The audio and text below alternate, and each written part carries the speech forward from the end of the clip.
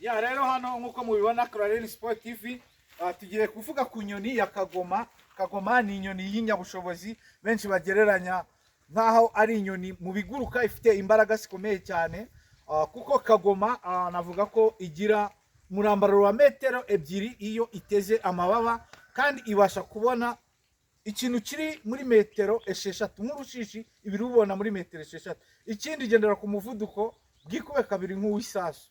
Ikindi kagoma ni inyoni ishobora kuba iri mu kilometero mu kirere igakura ifi mu mugezi. Niyo nyoni rero nje kureba nk'uko kameramani wanjye agiye kubibereka, agiye kubereka iyo nyoni ya kagoma ukuntu iba imeze.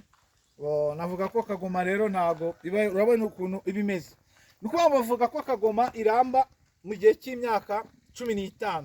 Kagoma rero ifite, navuga ngo ifite ijisho ryayo rikora nka cameras, ku buryo ari ryo riyifasha kubona ikintu iza kubita iminze kujya gufata.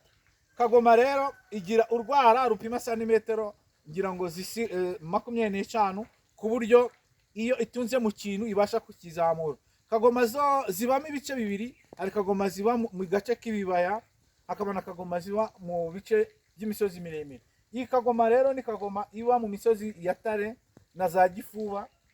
Navuga ko ifite ubushobozi bukomeye cyane. Ikindi buryo ijisho ryayo rituruna, bavuga ko riba rireba, ibaze kubona urushishi muri metero esheshatu. Urumva ko rero kagoma ni igisiga cy'inyembaraga, bishobora gutwara urukwavu mu majanja, bishobora gutwara umwana w'ihene. Urumva ko kagoma ni igisiga gikomeye. Ikindi ngo ugusaza kwayo iriyuburura, ijya ahantu ku rutare igakubitaho umunwa. Iyo umunwa ushaje, hanyuma umunwa ukazongera ukaza neza, ukazana akantu gasongeye, kuko niko kayifasha gufata ikintu iba yatayiminze kujya gufata kagoma. Muri icyo gihe rero kagoma ngo ni ahantu ihangayika cyane, ikicwa n'inzara. Ikindi ngo kagoma kugira ngo izabashe kubona iyo bizashakana cyangwa se bizagira gute, nuko iyiha target, cyangwa navuga ko iyiha imbaraga cyane, ku buryo usanga ikomeye cyane mu byikora byose.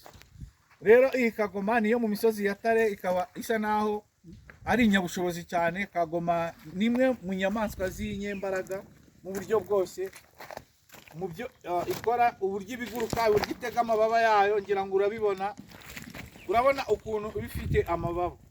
Kagoma rero ngo bigenda gute? Ni ukuvuga ngo iragenda, kagoma y'isake iragenda igafata ibuye ikarijugunya, cyangwa se ikindi kintu, noneho yarijugunya iyo y'inkoko, iyo ya kagoma kazi ikagenda ikarifata ritari ryagera hasi.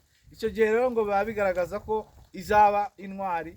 Ibyana bya kagoma rero ngo bisohoka mu cyari mu gihe cy'amezi 2 ibituraje, nibwo biba bitangiye kugira ubushobozi. So kagoma rero mujya mwumva ni iyo ngiyo, nkuko hano nayo ndi kwibereka. Mwari muri kumwe na Clarence Sport TV. Muturikinge, mukore share, mukore subscribe, nakagaruka.